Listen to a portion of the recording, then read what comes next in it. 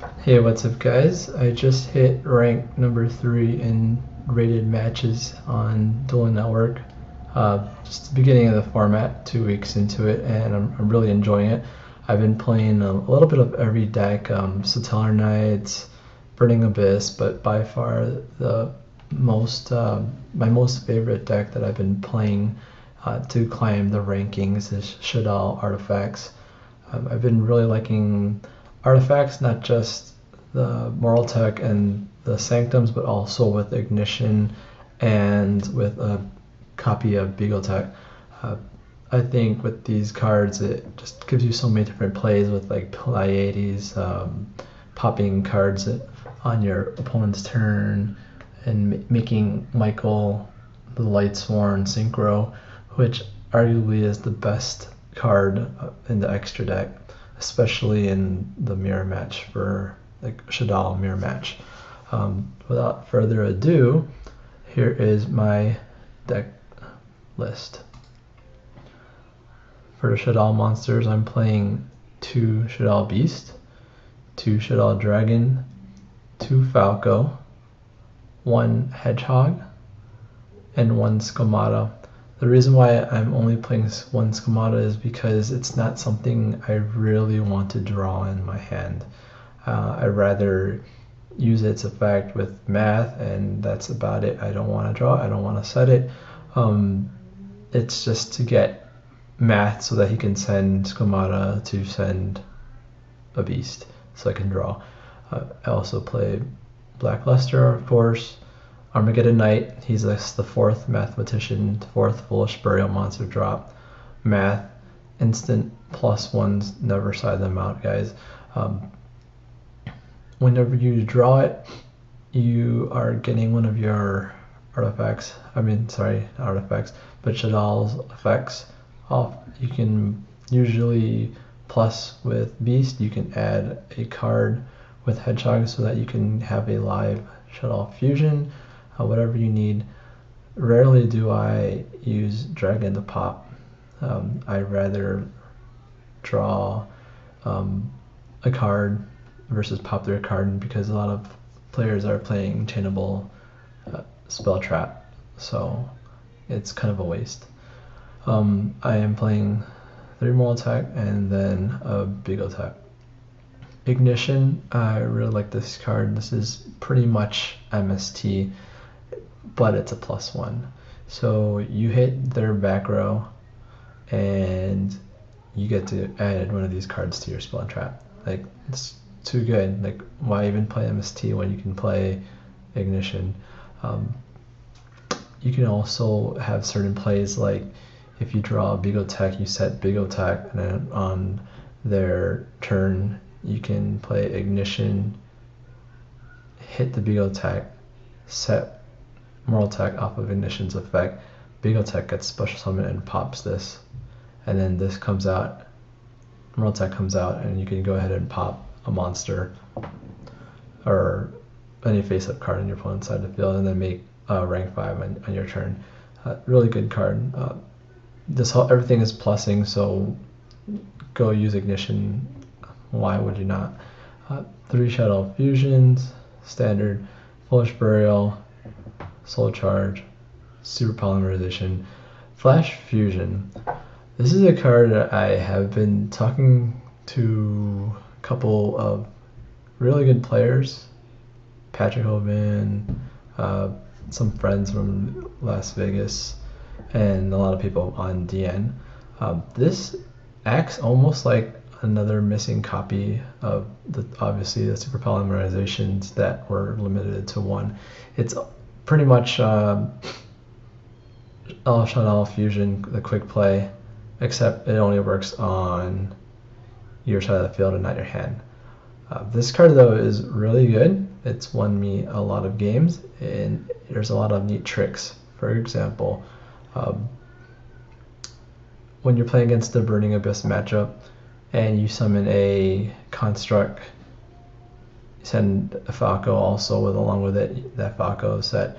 A lot of times when you try to attack or you try to do something, they chain a Wing Blast to that card, to the cons, and if you had this in hand, you can activate it as it's a quick play, get another construct or whatever you need, and get around that wing blast. Also, it just allows for extra damage in the battle phase. A lot of times you just push for like game when you shouldn't even have had game. For one game, I guess the guy was left with 2 tour guides.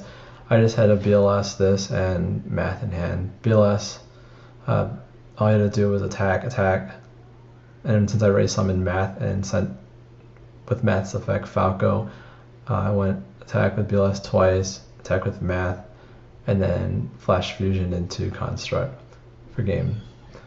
It's a good game stealer.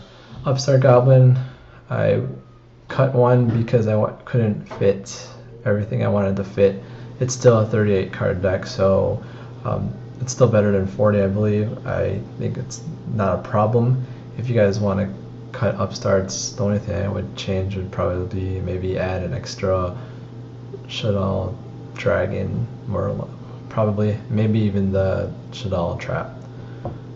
For traps, compulsory, artifact sanctum, sinister shadow games, vanity's emptiness, 3 of them, and a warning. Oh, one more other cool play. Like I saw my friend Jerry No, who just topped Veritude Dallas. He had a play. I made him try this card where he had this set along with a moral tech and a moral tech set in the spell and trap zone, and then he had a dragon, Shadow Dragon set on his field, and another monster. I forget which one it was. Anyways, during his opponent's turn, his opponent tried to play some cards, whatever it was, and he just activated Flash Fusion. He was able to tribute his dragon and another monster, make a fusion, use Dragon's effect to pop Moral Attack, special Moral Attack, pop a card. He pretty much stopped the guy from playing Yu-Gi-Oh! Let's see. Side deck though is the most important for this deck. I believe if you are a good side decker, you can probably win most of your matches. Anyways, for side deck, I'm playing 3 copies of Malevolent Catastrophe and 3 copies of Trap Stun. Why this card is really good? Obviously, besides the fact that everyone's playing a lot of traps and everyone has to attack, so they're going to trigger this effect and blow up all their cards. It also works in conjunction with your moral attacks and big attack. You can set these along with along with a catastrophe. When they attack, you can activate this card, pop all their back row, pop your moral attack, special summon, and then pop their monster. So that's what makes it really good. Also, though, in the mirror match, when your opponents have moral attacks or big attack set, Malevolent Catastrophe will pop them on their turn, so they won't get to special them. So this is a really good card. Along with Malevolent Catastrophe, just more spell trap hate, I play Trap Stun. Trap Stun, I usually put it in, especially against Burning Abyss, because they are very reliant on getting their Wing Blast and Karma Cut, everything like that off for them to win the game. Their monsters by themselves aren't really good, but it's their ability to use these really, really good traps that make that deck good. So having Catastrophe to pop everything they have, including their supply squads and Wing Blast and everything, is really good, but also this is extra. I don't main Breakthrough Skill, but I do side them in against mostly Shaddoll Artifact Mirror Match. It's really good against them, and I side them in against Burning Abyss game 2 and 3 when I see them siding their tribute monsters like Vanity's Fiend. I have Regeki Break, just general removal, T-Fusion, very, very good card. You can use it on your opponent's fusions in the mirror match, or you can even use it on your own fusion. You can attack with construct, play defusion, get your 2 monsters back, say it was a beast and mortal attack, and then attack with both of them. So really good card. Mind control usually good for just the mirror match. I've been testing Psycho Reader. It's almost like a DD Crow, except it removes 2 lights. It's very good in the Satellar matchup and also versus Constellars. I actually use this against Nash, and I 2'd him with Flash Fusion, and also using this card. He was playing Constellars. I don't know how he got highly rated with that deck, but I guess played is just ridiculously good. Anyways, he summoned a Sombray. I use this and chain to that Sombray's effect, and it stopped them from doing anything. Puppet Plant, because Puppet Plant takes Warriors and Spellcasters, which is like the format. And then I play a 1 Velis. Good for just popping pretty much monsters and making Black Rose against a lot of rogue decks. A lot of them play Shadow and Prison Mirror, so you get around it with this. Just to learn how I side, guys, in general. I usually side out 3 Vanity's Emptiness and 2 Upstart Goblins. That's 5 cards right there, no matter what I'm playing usually. And the reason why I side out Vanity's Emptiness is because a lot of people are either siding or maining Trap Stuns right now. When you win, or even if you lose or win, going game 2, you don't want to get trapped under your own emptiness, where you chain emptiness to their special, they play Trap Stun, and then they go off and do a lot of special summoning, and then they end their turn, and your emptiness is still on the board and locks you down. So I don't like playing this games 2 and 3. So I definitely side all 3 of them out. So anyways, 1, 2, 3, 4, 5, depending on the matchup. You can side out a Beast, that's 6 cards. You can side out a Foolish Burial, that's 7 cards. That's kind of a lot of cards right there. So I don't think you'd have to side out more than 7 cards, if even that. And Flash Fusion you can side out, I guess. That would be like 8 cards. So against Burning Abyss, 1, 2, 3, 4, 5, 6. These 6 traps, actually 7, 8, all those traps, that's 8 traps right there. So against Burning Abyss, you would side on all these traps. Against Shaddoll, you would side in 3 Catastrophe along with a Defusion and a Mind Control. That's 5 cards. Everything else you can just figure out if you want to add into it or not. And against the Tellarknights, same thing. Loving Catastrophe, Rextreme Hard, also that. Sorry, guess I have to reload.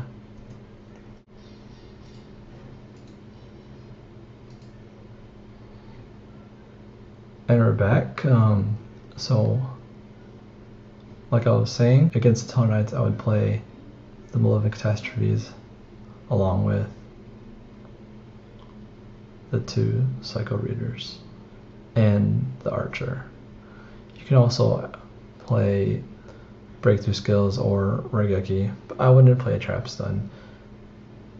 Morally, because when you Trap Stun, they usually negate it with their counter trap. Anyways, for the extra deck, definitely have to play 3 Construct again, because I'm playing Super Poly, Shadow Fusion, and Flash Fusion. 2 Windows, Arcanite Magician, Armades, Black Rose Dragon, Goyo, Leo. Talk about Leo, you make this against Burning Abyss, you can pretty much just sit on them and just win the game. You can even deck them out unless they're playing, let's see, what cards, Raigeki. As long as you don't attack, they can't do anything. They don't have any outs to it usually. Castell is probably the best rank 4. Pleiades, Gaia Dragon. With Gaia Dragon, really good. Along with Volcasaurus, you usually will just pop a card with Volcasaurus, do some damage, and then make Gaia Dragon do even more damage. It's just extra damage, easy wins like that. Best card in the extra deck, like I said, I think it's this guy, Michael Arch Lightsorn. You can pay 1,000, banish a card, and you get to mill, so 3 on your end phase. So you can get your Shaddoll monster effects like that. I don't play Exciton Knight. It's the last thing I want to say, because with this deck, with Ignition's math, you are normally plussing off of your opponents. With Moral Tech, you're plussing off of your opponents. There's never going to be a time where you're going to be really behind. If you are, then, you know, that's just a game that you're going to lose. You probably will never be behind. I never had to use Exciton. And even if you wanted to, like, how can you make it? You'd have to have 2 of these level 4 monsters on the field. It's really hard unless you soul charge. And if you're soul charging, you're going to plus. You're not going to want to Exciton Knight then too. So really, no point in it. Easily cut, easily save, extra, I don't know how much are they worth, 40, 50 bucks. Anyways, guys, let me know what you guys think about the deck. If you have any more questions about it, how to play it, if you want to try it, go ahead and I'll give me your feedback on it. Thanks for watching.